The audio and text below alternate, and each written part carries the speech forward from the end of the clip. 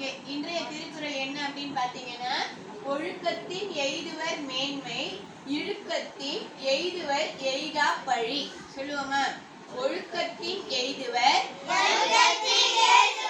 மேன்மை, இழுக்கத்தின் எய்துவர் எய்தா பழி. ஓகே, இதனுடைய பொருள் என்ன அப்படின்னு பாத்தீங்கன்னா, ஒழுக்கத்தினால் மேன்மை அடைவார்கள், ஒழுக்கம் இல்லாமையால் அடைய முடியாத பழியை அடைவார்கள். இப்ப நம்ம ஒழுக்கத்தோட இருந்தோம்னா, நீங்க நல்ல பசங்க, இவங்க நல்லா இது பண்ணுவாங்க, நல்லா படிப்பாங்க, ஒழுக்கமா இருப்பாங்க, மிஸ் சொன்னா கேட்பாங்க, இவங்க நல்ல பசங்க அப்படின்னு சொன்னா உங்களை எல்லாரும் பெருமையா பேசுவாங்க. ஓகேவா?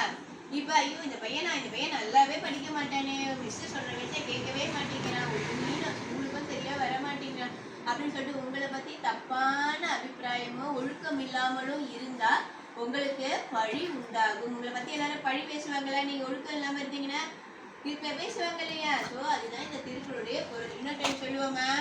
ஒழுக்கத்தின் எய்துவர்